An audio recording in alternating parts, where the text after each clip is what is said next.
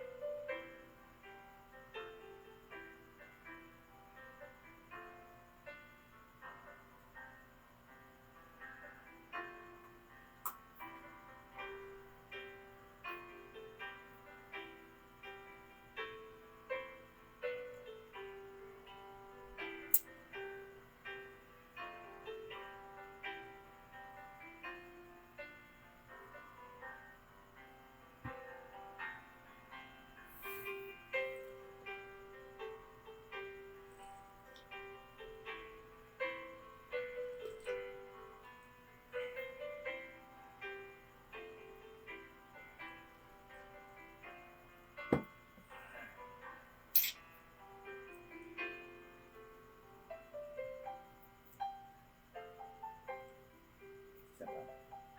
Tapos na. Dua na lang. So, isa pa.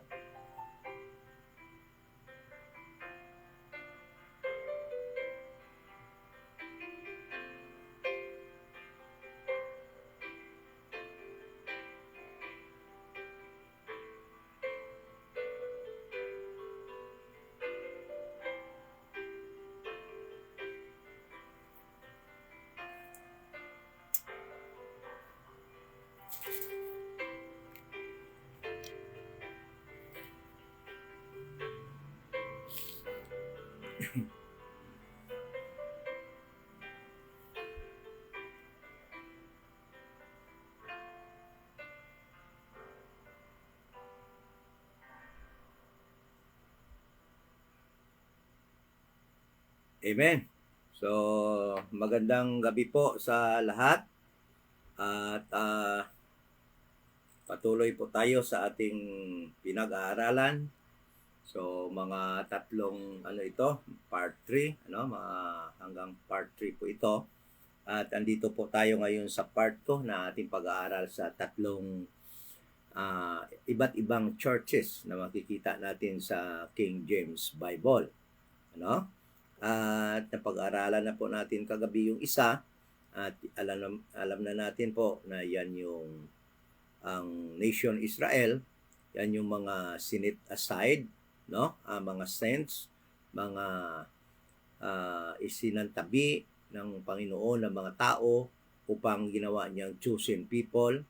At dahil yung congregation na yon ay tinawag din na church in the wilderness, At alam niyo po, hindi po basta-basta ang mga Gentiles makakapasok doon, dadaan po sa proseso din yung mga Gentiles kung papasok doon. At alam naman natin na yung unang requirement is dapat silang naniniwala sa Panginoon ng Israel, sa God ng Israel.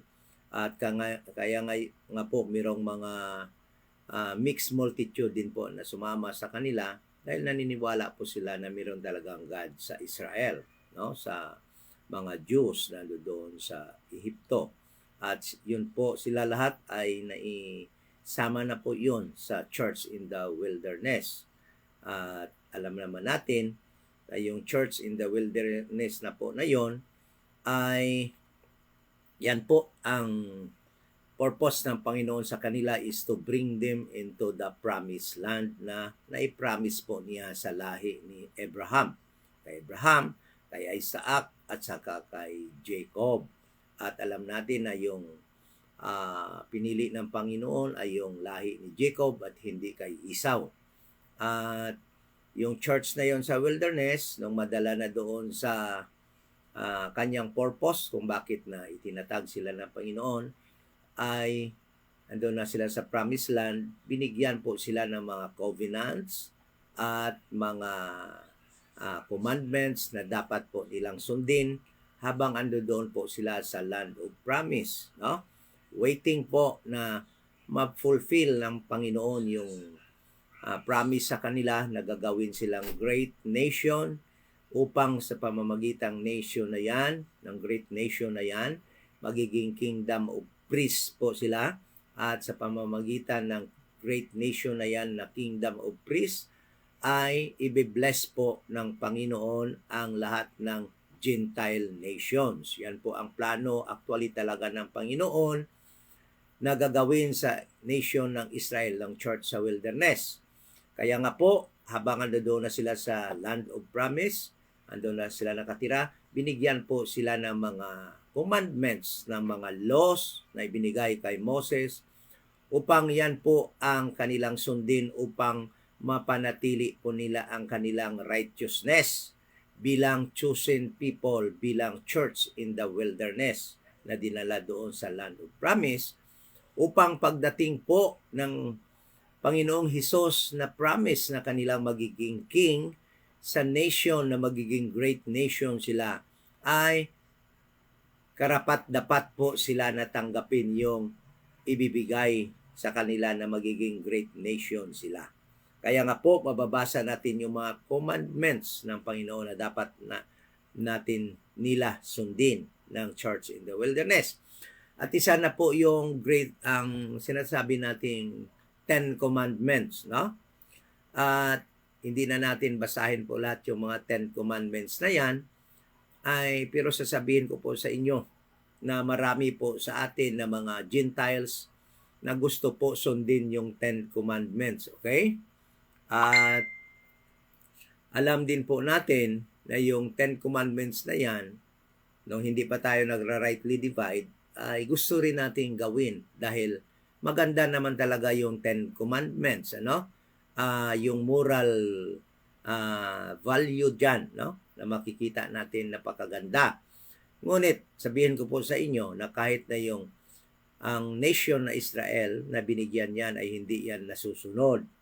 At isa yon na nakasulat dyan ay ang sabi dyan sa unang-una sa 10 commandments is, thou shall not have other gods before me. Yun yung number 1 talaga na utos sa Israel. Okay? Bakit sabi ko utos sa Israel? Dahil sa totoo lang po, nung ibinigay yung 10 commandments, hindi naman ibinigay sa kaninong Gentiles yan. Ibinigay lang po yan sa Israel, hindi po sa mga Gentiles. Kaya nung panahon na yan, na ando doon yan sa inuutos yan sa Israel, wala namang Gentiles na tumutupad niyan. Dahil alam natin, yung Gentiles at the time ay give up ng Panginoon dahil nga hindi siya kinikilala. Tinawag lang si Abraham. Okay? So, isa sa mga utos sa kanila, thou shalt not have other gods before me. But, alam nyo ba na hindi nasunod yan ng Israel, ng church in the wilderness, habang ando doon na sila sa land of promise, na itupad na ng Panginoon yung purpose sa kanila, na dalhin sila sa land of promise. At bibigyan ko po kayo ng example ng iba pang utos ng Panginoon sa kanila. At binasa na natin yung iba doon sa Deuteronomy chapter 24 nung nakaraan, no? Deuteronomy chapter 28, nabasa na po natin yung mga utos na yan ng Panginoon. At may kaakibat po yan na curse, ano? Kung hindi nila matuman, instead na blessing, curse yung darating sa kanila. Ngunit may matindi po na utos ang Panginoon sa kanila. Thou shall not have other gods before me. At isa pa po sa matinding utos sa kanila ay ganito. Babasahin po natin sa 1 Kings chapter 11 verse 7. 1 Kings chapter 11 verse 7.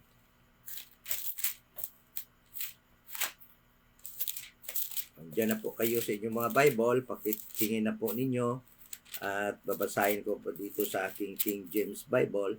At ang sabi po dito ng Panginoon sa kanila sa verse 7, no? Verse 7. Verse 7 po. Basahin ko po, ano? Sabi dito, then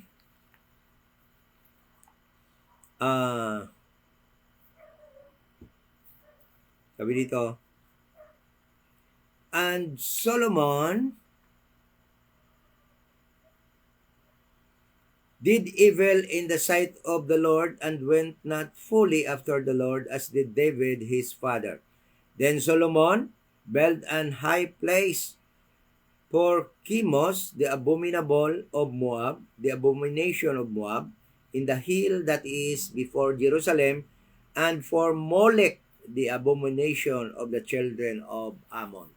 So, ang nangyari po dito ay pinalakad po ay naggumawa po si Solomon ng altar, okay? Ng high place or altar para kay Chemos at saka kay Molech na ipinagbabawal talaga ng Panginoon. At makikita po natin yung commandments ng Panginoon doon sa na bawal po doon ang magsamba sa ganun klaseng Diyos-Diyos. Okay? Let's go to Leviticus 18:21. Leviticus 18:21. Ito po yung utos ng Panginoon na hindi po nila nasunod at napakatindi po nito dahil ngayon ito ay tungkol po sa pagsamba ng ibang God. Okay?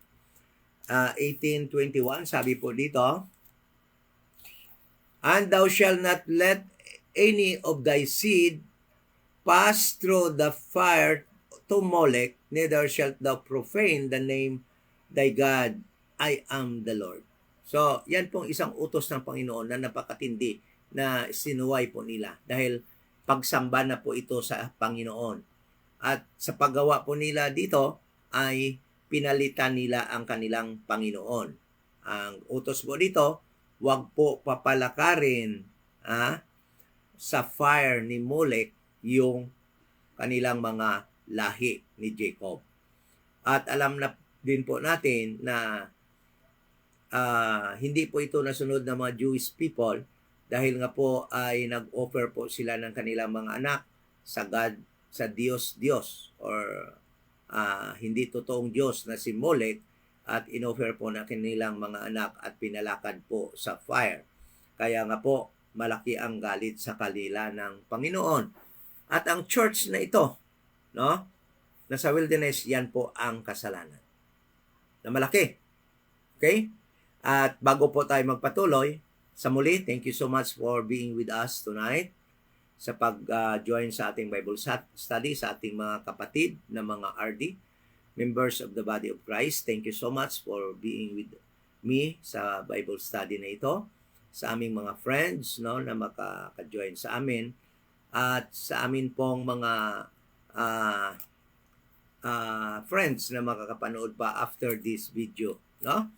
At sa muli, ito po yung church dito sa Iloilo Dispensation of the Grace of God Bible Church. At nagtuturo po tayo na sa panahong ito ng Dispensation of the Grace of God, wala na po ibang gospel na makakaligtas sa kaluluwa ng tao, kundi ang mananampalataya lamang na si Jesus Christ ay namatay, bayad po ng ating kasalanan at siya po ay inilibing at nabuhay muli sa pangatlong araw upang tayo po ay bigyan ng buhay na walang hanggan. Yan po ang gospel na makakaligtas ng kaluluwa sa panahon ito ng dispensation of the grace of God. At before po tayo magpatuloy, mag-pray po muna tayo. Ama na banal, sa muli nagpapasalamat kami sa iyong kabaitan sa amin na hindi mo po ipinagkait ang iyong nag-iisang anak na si Jesus Christ upang mamatay po sa halip sa amin.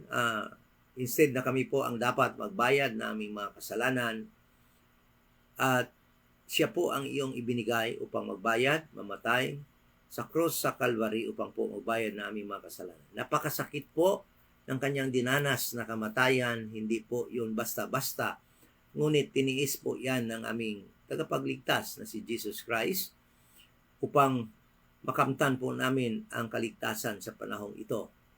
Sa pananampalataya na siya ay namatay, bayad po namin kasalanan, inilibing at nabuhay muli sa pangatlong araw.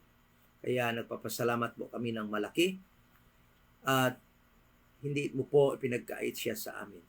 At salamat din po, Lord Jesus Christ, sa iyong ginawa para sa amin. At salamat din po sa Holy Spirit na sa ngayon ay nagsilyo sa amin upang maging save kami habang kami naghihintay ng redemption, ng araw ng redemption, ng pag-purchase po sa amin. Kaya salamat na yung Bible study na ito ay maipapagpatuloy po namin, na mai-preach po namin si Jesus Christ according to the revelation of the mystery, upang ang mga sangkatauhan po ay makakita ng iyong wisdom, ng iyong grasya, ng iyong kaligtasan sa panahon na ito. At sa muli, nagpapasalamat po kami at sana po yung pangalan ma-lift up sa aming pag-Bible study. We pray in Jesus' name. Amen. So,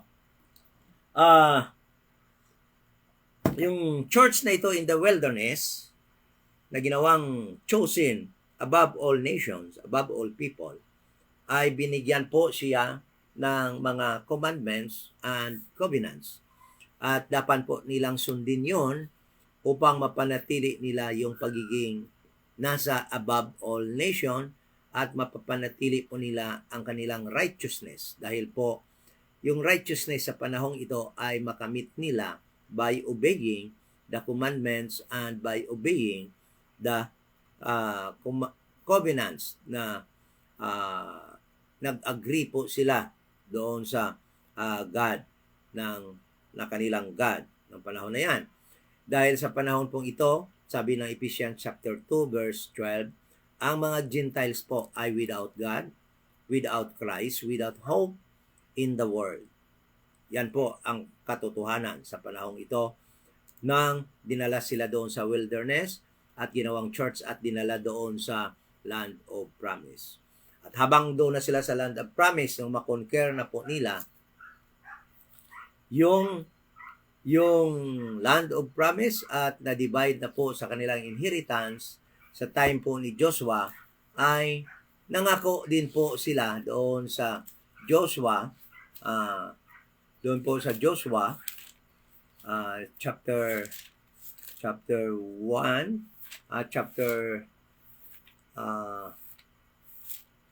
sa Joshua chapter 24, nung malapit na po mag-end ang term ni Joshua during the time, ay nangako din po sila na panatilihin nila yung pag-serve at pagkilala sa kanilang Panginoon.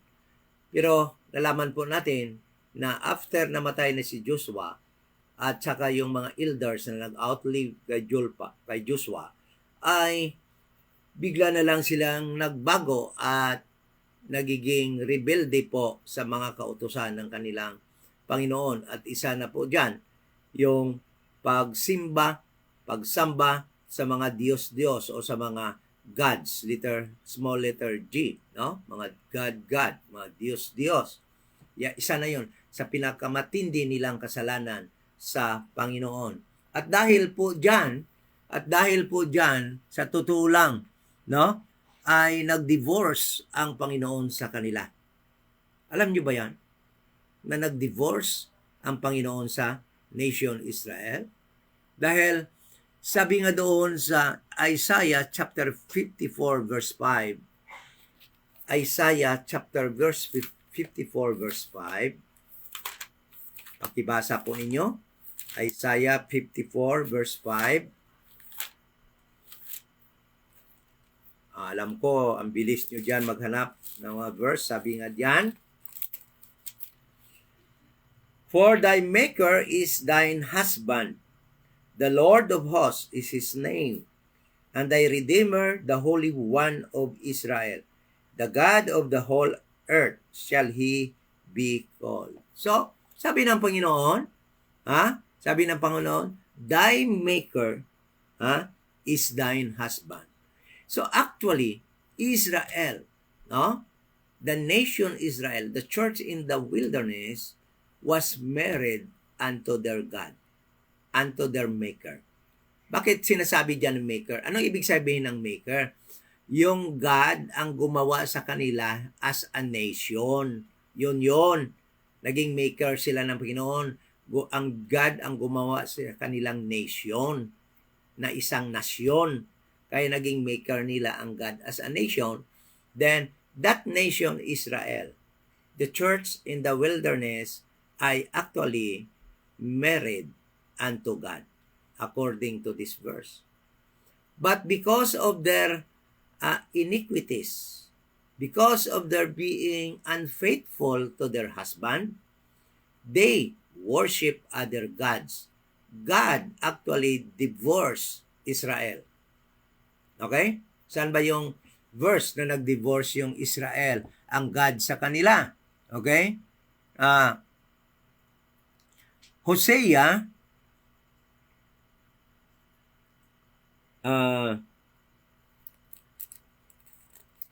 tingnan natin. Hosea, chapter 1, verse 9. Hosea, kung tama ba ako? Hosea chapter 1 verse 9.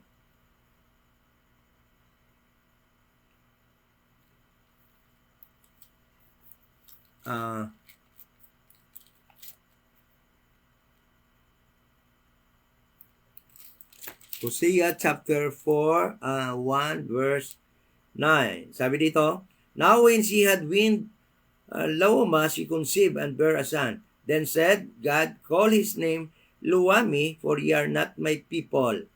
I will not be your God. Okay? No? So sabi dyan, I will not be your God. So, yung mga anak ng Israel, ang people ng Israel, yung chosen people, tinawag na dito sa verse na ito na hindi ko na kayo tao. Hindi ko na kayo tao. That's because nga sa kanilang pagsamba sa iba-ibang Diyos. Okay? So, lalo na sa pagsamba nila kay Molech na ipinagbawal ng Panginoon. At sinabi ng Panginoon yan talaga sa Ten Commandments na number 1 talaga yan. Thou shalt not have other God before me. No?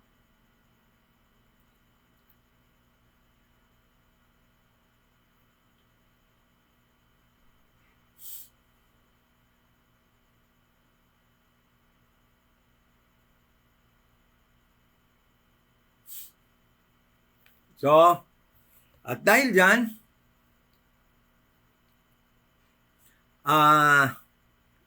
Jeremiah, basahin po natin sa Jeremiah chapter 3. Jeremiah chapter 3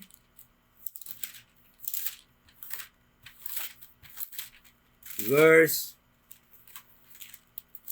6.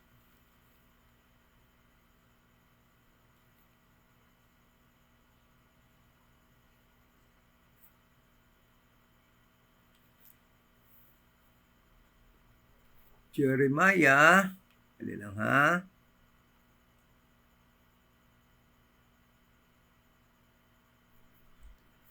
Isaiah Isaiah 50 verse 1. Isaiah 50 verse 1.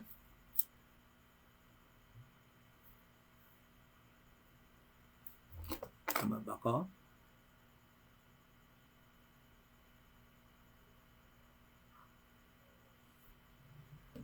Jeremiah. Sorry, medyo nagkamali yata ako.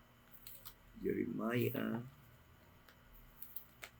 6.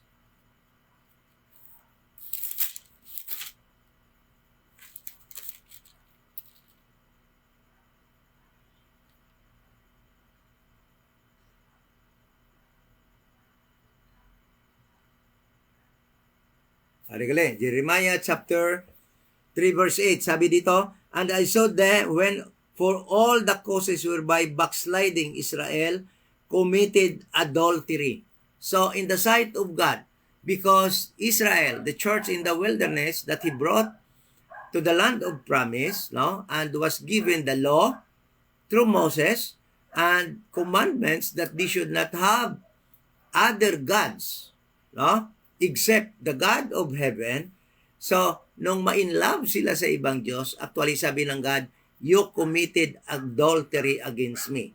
At sabi niya dito, Jeremiah chapter 3 verse 8, and I saw, when for all the causes whereby backsliding Israel committed adultery, I had put her away and given her a bill of divorce.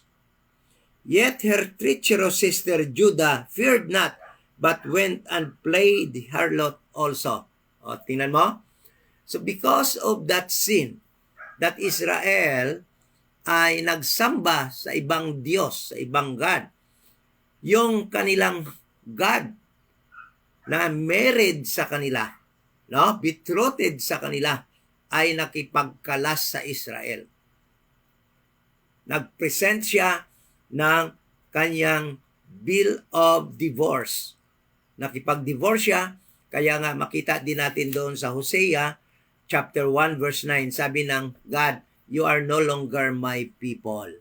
Napakasakit nun para sa Panginoon na yung kanyang people na called by His name, na nilabas galing sa Egypt at dinala sa land of promise, ginawang church, pinili, ginawang above all people upang siya ang sambahin, at itong mga tao na to ay kanyang gagamitin upang i-take back niya ang earth galing kay Satan, ay nagsamba sa ibang Diyos. At walang nagawa ang Panginoon kundi mag-divorce sa kanila. At kaya nga, itong church na ito, na dapat ibigay sa kanila ang kingdom na promise kay Abraham, pagdating ni John the Baptist, na darating na rin si Jesus Christ nung pagpanahon na yan ng John the Baptist, halos sabay niya rin dumating si Jesus Christ, ibigay na sa kanila ang kingdom.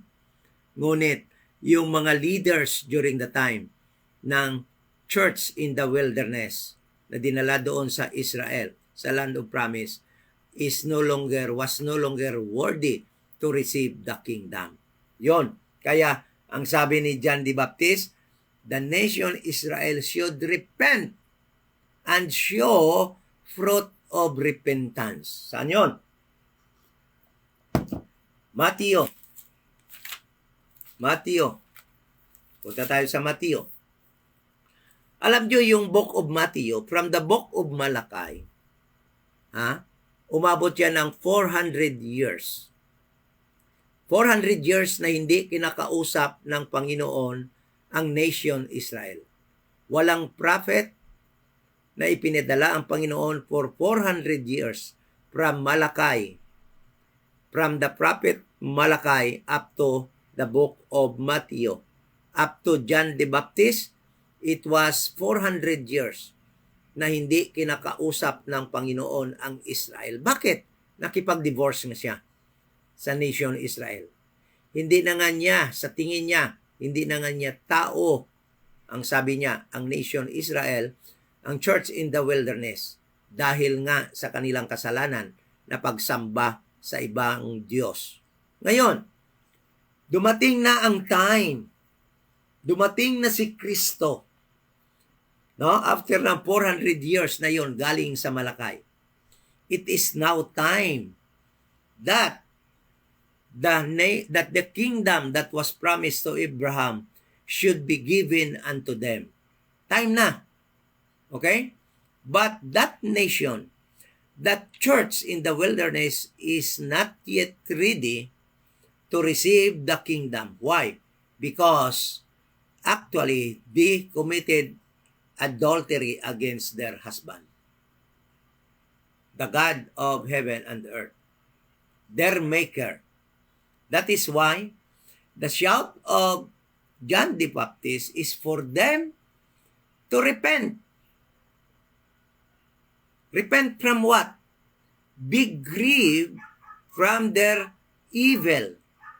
And change their mind na akala nila ma-receive nila yung kingdom by fulfilling the laws. No? Ang masama pa, dinagdagan pa ng mga Parisiyo yung law na binigay ni Moses sa time na yon. Dinagdagan pa ng kanilang mga tradisyon. So, ang nangyari, sabi ni John the Baptist, in John chapter 3, sabi niya, and saying, repent ye, for the kingdom of heaven is at hand. That kingdom of heaven is the promised kingdom of God the Father unto Abraham, that will be given unto them in due time. Kailan ibibigay sa kanila yon? Pagdating na ng kanilang hari na si Jesus Christ. At dumating na nga ang kanilang king ng kingdom na yan. So, yung nangyari ngayon, nung habang nagbabaptism si Jesus Christ sa mga individual na naniniwala sa kanyang message doon sa Jordan River, dumating yung mga leaders ng nation Israel, ng church in the wilderness na dinala doon sa Israel ng Panginoon upang habang ando doon sila, hihintayin nila yung kingdom na darating na ibibigay sa kanila. At dumating na nga ang panahon. The kingdom right now is at hand, near. So, dahil hindi sila ready to receive the kingdom because of their adulterous act against God, at sinabihan sila ng Panginoon, nag-divorce ako sa inyo, they are no longer qualified during the time to receive the kingdom. Kaya nung dumating yung mga Sadducees, yung mga Pharisees, doon sa Jordan River upang magmanman kung ano yung ginagawa ni John the Baptist. Anong sabi ni John the Baptist sa kanila? Verse 7. Matthew chapter 3 verse 7. But when he saw many of the Pharisees and Sadducees come to his baptism, he said unto them, O generation of vipers, who hath warned you to flee from the wrath to come? So verse 8, sabi ni John the Baptist, bring forth therefore fruits meet for repentance. No? So sabi ni John the Baptist sa mga leaders ng Israel, bring forth fruit. Meet for repentance. So kailangan sila magdala ng mga ebidensya na nga sila po ay nag-change na ng kanilang mga kasalanan, nag-change na, nag-renew, nagbago na sila, nagiging sorrowful sila sa kanilang ginawa na pagsamba sa iba't ibang Diyos. At mag-change na kailangan na magdala sila ng ebidensya, no? That they actually change their mind when it comes to receiving the kingdom. Yan din yung fruit na sinasabi ni Kristo doon sa Luke chapter 13 verse 6 to 9. Yan din yung fruit na sabi niya, 3 years na God the Father, 3 years na ako naghahanap ng fruit. Walang fruit ako na makita sa nation Israel. Yan din po yung fruit na hinahanap ni Jesus Christ sa Luke chapter 16, verse 6 to 9. 13, Luke chapter 13, verse 6 to 9. No? Nung humingi siya ng 1-year extension. Okay? So, alam naman natin na itong nation na ito, na sila sana ang ibibigay sana sa mga leaders na yan, ng nation na ito, ang kingdom, ay hindi sila nag-repent at hindi sila nag-receive kay Jesus Christ as their Messiah. So, anong nangyari? Ha?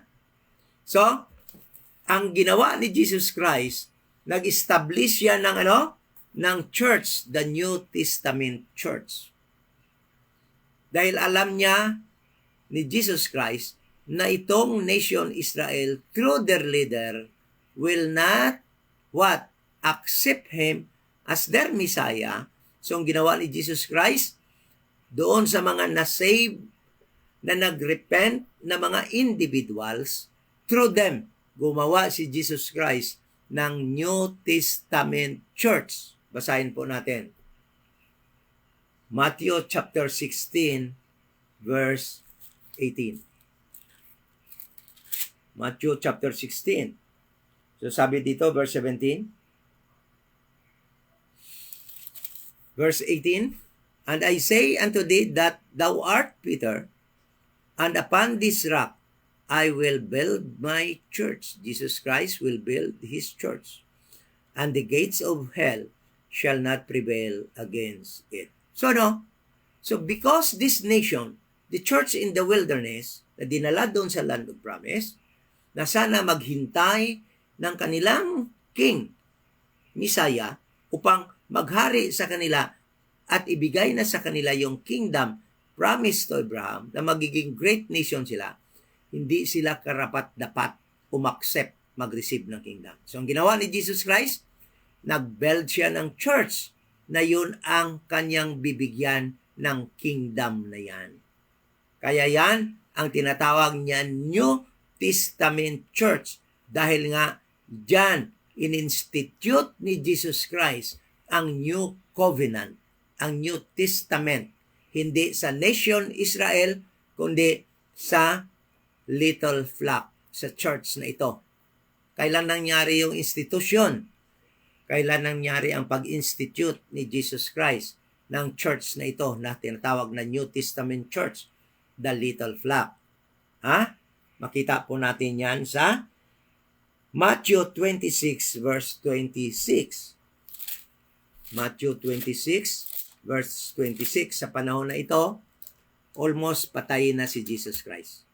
Gabi ito, bago siya patayin, alam na ni Jesus Christ na hindi talaga siya tatanggapin ng nation Israel.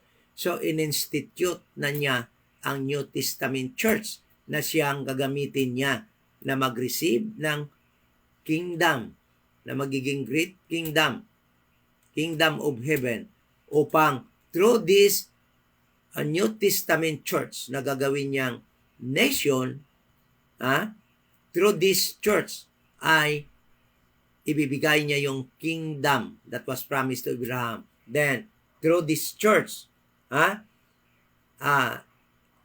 nations, all nations will be blessed. Okay? Basahin natin. Paano niyan in-institute ni Jesus Christ yung kanyang New Testament Church. Verse 26. Matthew chapter 26, verse 26.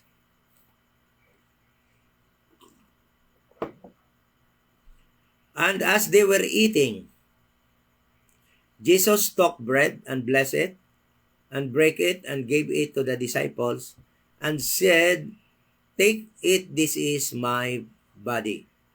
Verse 27. And he took the cup, and gave thanks, and gave it to them, saying, drink ye all of it. Verse 28. For this is my blood, and the New Testament, which is of the New Testament, which is shed for many for the remission of sins. For many. Dahil sa time na ito, mamatay siya at the cross. ang kanyang kamatayan during the time. Bakit for many lamang? Dahil, first of all, yung kamatayan niya sa cross ay bayad muna lamang doon sa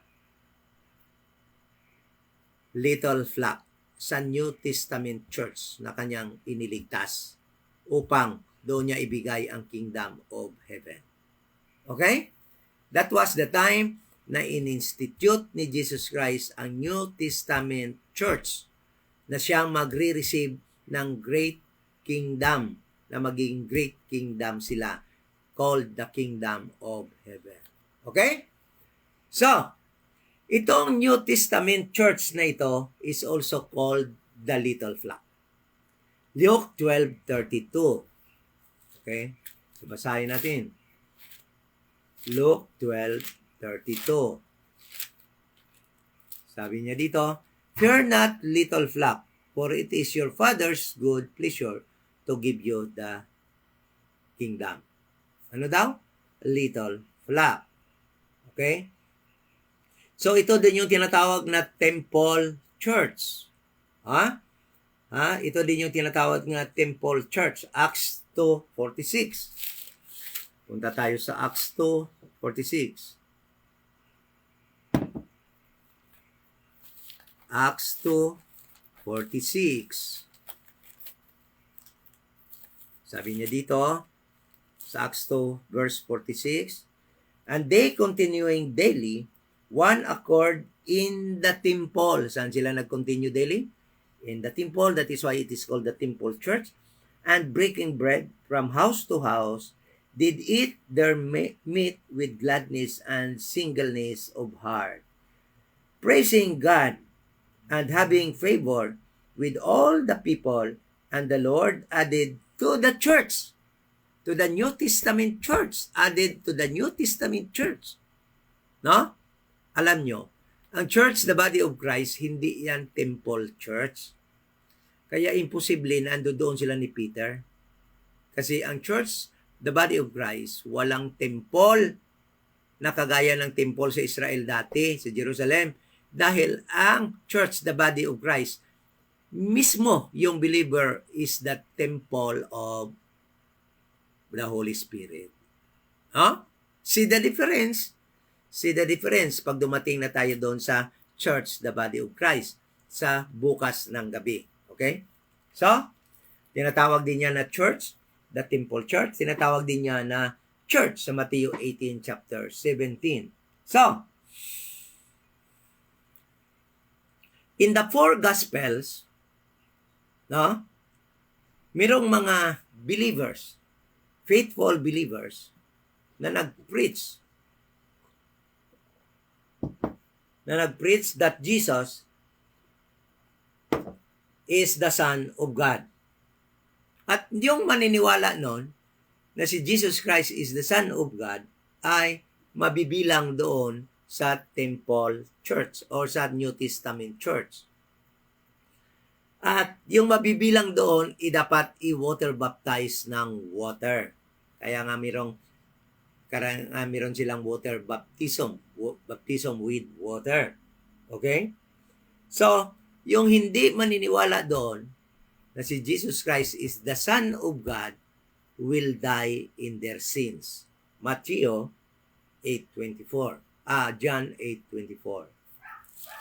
Kaya dapat talaga nila maniwala that Jesus Christ, yung gospel noon, actually is that Jesus Christ is the Son of God. That is good news for them. Pag naniwala sila, they will be saved, they will be baptized with water, then they will proclaim Jesus Christ. Confess Jesus Christ unto all Israel, unto the people, unto the officers of Israel, that Jesus Christ is the Son of God. Matthew 8:24, sabi ni Jesus Christ, "And I said therefore unto you, that ye shall die in your sins." Ibig sabihin, hindi sila maliligtas. "For if ye believe not that I am He," kung hindi sila maniwala na siya yun, "ye shall die in your sins." Sinong siya yun? Siya yung Son of God. The promised Messiah unto the Jewish people. Okay? So, pagkatapos yan, i-manifest nila si Jesus Christ unto Israel.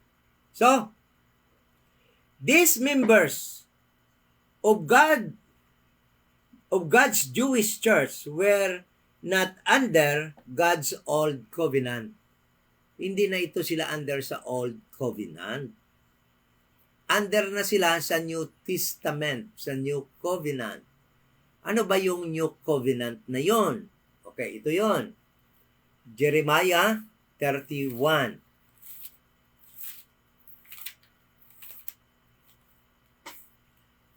Sabi dito, Jeremiah 31. Behold, the days come, saith the Lord, that I will make a new covenant with the house of Israel and with the house of Judah, not according to the covenant that I made with their fathers in the day that I took them by the hand to bring them out of the land of Egypt, which my covenant they break. So yung covenant na yon na ginawa ng Panginoon sa kanila sa land of Egypt, nung pinalabas sila sa Egypt, binasag yon ng mga Israel. Although I was an husband unto them, said the Lord. Although nga naging asawa ako nila. Verse 33. But this shall be the covenant that I will make the house of Israel after those days. Ano yon?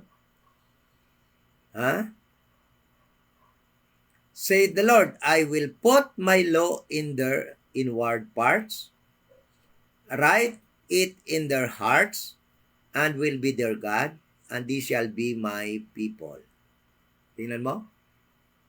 Kailan nangyari yon? Nangyari yon kanila Peter, sang day of Pentecost. Yon. Nangyari yon kanila Peter nung day of Pentecost. At sa mga iba pang mga kasama nila Peter doon, there were 120 of them in the upper room during the time on the day of Pentecost. Then sabi niya, and they shall teach no more every man his neighbor, and every man his brother, saying, Know the Lord, for they shall all know me, from the least of them unto the greatest of them, saith the Lord, for I will forgive them their iniquity, and I will remember their sin no more. Tingnan mo lang, ano? Ito yung New Testament church. This was instituted by Christ during the Lord's Supper. Then, yung promise na yon sa Jeremiah chapter 31, 33 ay actually nangyari sa kanila Peter when they received the Holy Ghost during the day of Pentecost. Kaya nga, tingnan mo sila ni Peter after the time. They were not afraid to die. They were so knowledgeable of what Jesus Christ had told about them, because during the time, hindi na sila kailangan turuan pa. Because the laws of heart was written, the laws of God was written already in their heart during the time. Alam na alam nila ni Peter ang sasabihin nila. Parang ano na lang yun sa kanila yung mga sinasabi nila during the time. Those people, no need for them to be taught about God because they all knowledgeable about God, because the laws of God were written already in their heart. That is why they are called the New Testament church, the little flock, the church, the temple church during the time. Okay, so this church, no, where the participant, itong church na ito, the New Testament church, is the participant of the pouring of the Holy Ghost in Acts chapter 2. They were supernaturally be able to obey the law of God as it was written in their heart already. So mababasa nyo rin yun sa Hebrews chapter 8 verse 9 to 12. Yung New Covenant na yan. Okay? So, paano nila yan ma-obey? With the help of the Holy Spirit that was with them during the time because they were already baptized with the Holy Ghost. So, lead. This congregation actually was led by Peter, not Paul. Hindi si Paul. Okay? Paul, during the time when this church was instituted by Jesus Christ until Acts chapter 2, until Acts chapter 7, Paul was still the enemy of God during the time. Kaya nga naging persecutor si Paul ng church na ito, ng New Testament church na ito. Dahil si Paul ay wala pa. Kaya imposible na si Paul ay magiging member ng church na ito. No? At imposible na ito din yung ang magiging church, the body of Christ. Because this church, may purpose kung bakit ito in-establish ng Panginoon. Kagaya ng church sa wilderness, may purpose yon. Ang God ay dadalhin sila sa land of promise. This church also, God had a purpose of establishing this New Testament church. And what is God's purpose for this church?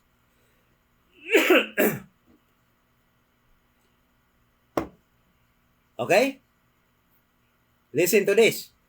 Luke chapter 12 verse 32. Ito yung purpose ng Diyos sa New Testament church. Balik tayo sa Luke. Luke chapter 12 verse 32. Ano sabi niya? Fear not, little flock. Fear not, New Testament church. Fear not, temple church. Bakit?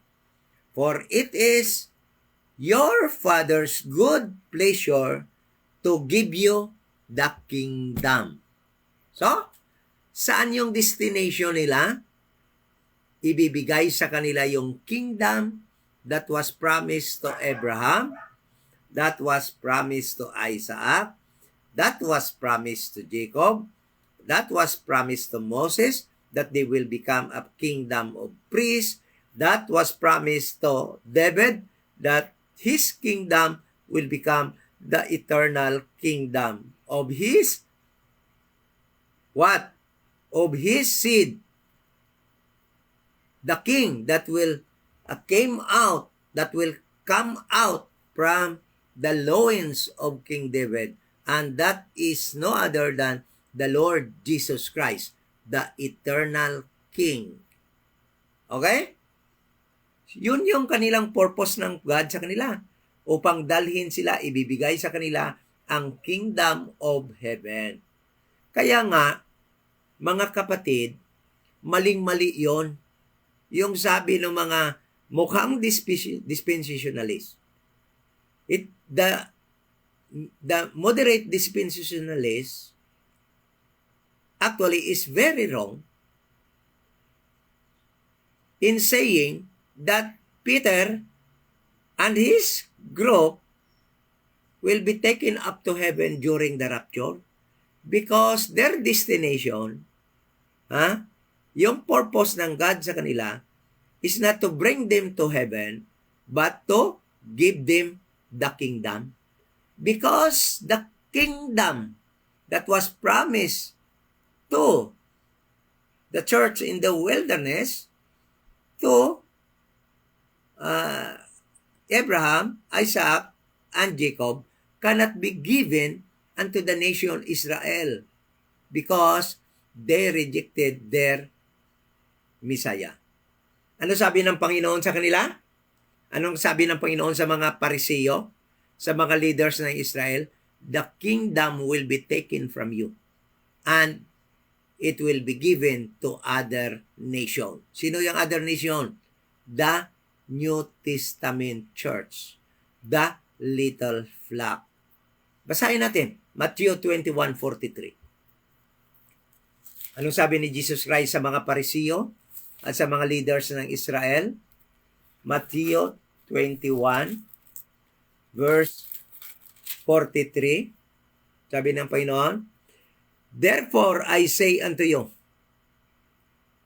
dahil ni-reject nila, basahin natin verse 42. Jesus said unto them, did ye never read in the scriptures The stone which the builders rejected, Jesus Christ, was rejected. The same become the head of the corner.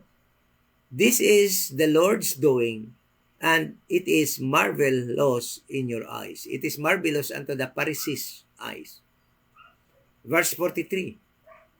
Therefore I say unto you, the kingdom of God, the kingdom that was about to be given unto the nation Israel, unto the church in the wilderness na dinala doon sa land of promise, the nation Israel, shall be taken from you. Sabi ni Jesus Christ, kukunin ko sa inyo. Dahil alam ni Jesus Christ na hindi na sila mag-change. Kahit bibigyan pa. Kaya nga, binigyan pa nga sila ng palugit pero talagang hindi sila nag-accept sa kanilang Misaya. Sabi niya dito, the kingdom of God shall be taken from you and given to a nation, bringing forth the fruits thereof. And who are that nation that Jesus Christ was referring that was bringing fruit thereof? The church, the New Testament church, the little flock. They are bringing fruits worthy to receive the kingdom. Kaya sa kanila ibibigay yung kingdom. Kaya pagbalik ni Jesus Christ in His second coming, those people, the kingdom saints, will be resurrected bodily, then they will reign with Christ in His earthly kingdom. So, nakita natin yung purpose dito sa New Testament Church, for them to receive the kingdom. Hindi para dalhin doon sa langit at doon tumira sa langit. Hindi para dalhin sa langit upang manaog na ulit dito sa lupa. Napaka-laking maling pagtuturo yun ng mga mukhang ardi. Ng mga baptist, isa din yung mali na nagtuturo niyan ng mga baptist. And almost all denomination na irarapture daw sila at dadalhin doon sa langit. Tapos magbabalik dito at mag-reign together with Christ. No, that is a very wrong doctrine. Yan din yung tinuturo ng ating number 1 na maling nagtuturo ng Didian sa Gimaras. Mali din yung turo niya. Banat ng banat sa Mid-Acts 9, pero walang kaibahan siya sa mga Baptist, sa mga ibang denomination, at saka doon sa mga moderate RD. Alam mo nyo na siguro yon kung sinong tinutukoy ko nga andit yan sa Gimaras. Alam nyo na yon. Huwag na lang natin banggitin yung pangalan. No? World War II. World War. Yan yung banat ng banat sa Mid-Acts. Wala namang naintindihan sa Biblia. Wala namang naintindihan. Puro mix-mix. Mikos-mikos yung turo sa Bible. Magaling lang magbanat sa Mid-Acts. Pero hindi nila alam na yung Mid-Acts 9, right divider, yan ang tamang nagtuturo. Walang mikos-mikos. Yung Israel is para sa Israel. Yung para sa body ni Christ, para sa body ni Christ. Yan yung dapat na ituro natin. Huwag yung mix-mix. Huwag yung Mexican. Sabi pa nga ni attorney. Ni brother attorney. So yan po, tingnan natin pa. Ipapakita ko pa sa inyo na yung purpose ng Panginoon sa New Testament Church, the little flock, is to give unto them the kingdom of heaven na para sa Israel. Para sana sa church sa wilderness. Kaso yung church sa wilderness na dinala sa Israel, nagiging nag-divorce sa Panginoon, nakipag-adultery sa ibang God. So, hindi sila qualified. Sinabihan na sila ni John the Baptist, bring fruit worthy of repentance. Fruit meat of repentance. Wala pa rin. Sabi ni Jesus Christ, wala akong makitang fruit sa kanila upang ibigay ko yung kingdom. Ngunit bigyan natin ng 1 year. Natapos na lang 1 year sa Acts 7, wala pa rin. Kaya sabi ni Jesus Christ, the kingdom will be taken from you and will be given unto a nation that brings fruit or worthy of repentance. And that is the little flock, the New Testament church. They produce fruit worthy to receive the kingdom. Kaya talaga naman, no? Napaka-bless nila ni Peter, yung 12 apostles. Lalo na si Matthias, na idinagdag na lang doon kapalit ni Judas sa Acts chapter 1.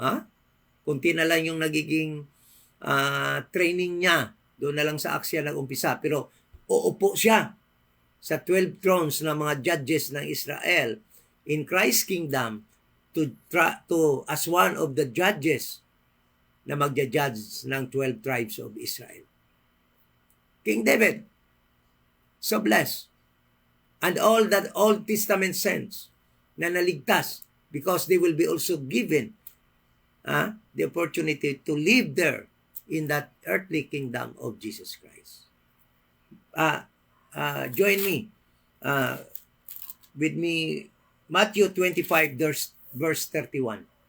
Ito, sisiguraduhin ko sa inyo na pagkatapos ng study na ito, maliwanag na yung church that was built by Jesus Christ in Matthew 16, na yun ang temple church doon sa Acts chapter 2 hanggang matapos ang Acts chapter 9.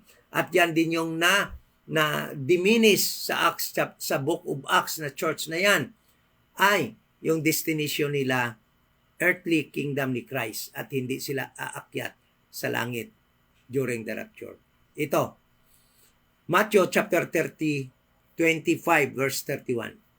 Sabi dito, when the Son of Man, who is that? Jesus Christ, shall come in His glory. Kailan si Jesus Christ darating dito sa lupa in His glory? Sa kanyang second coming. And all the holy angels with Him. Ito yung mga kasama ni Jesus Christ. Holy angels with Him kung bababa siya. Hindi yung mga Baptist. Hindi yung mga grupo ni Peter, kundi mga holy angels yung kasama niya. Hindi din tayo na nasave sa dispensation of the grace of God. Dahil tayo ay we live in heaven eternally. Okay? Our heavenly bodies, celestial bodies that will be given to us is designed to live in heaven. Kaya hindi tayo pupunta dito sa earth.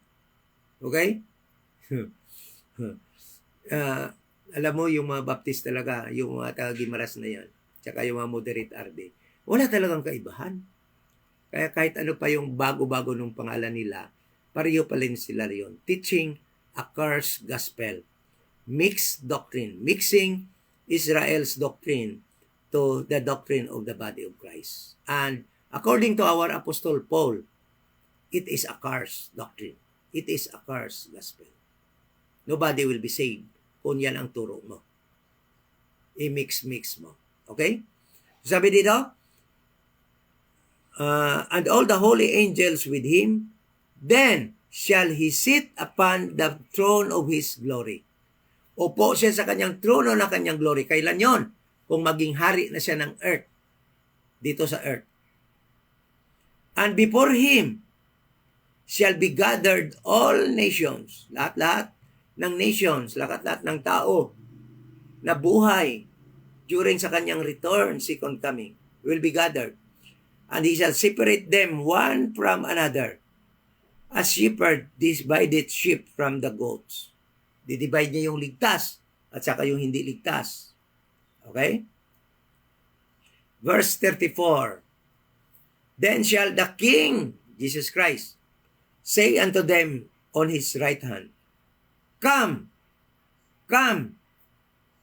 let us go to heaven. Let us go and join the rapture. No, sabi niya, Come, ye blessed of my Father. Ano daw? Inherit the kingdom prepared for you from the foundation of the world. The kingdom, the earthly kingdom of Christ, was prepared for these people. the New Testament church members.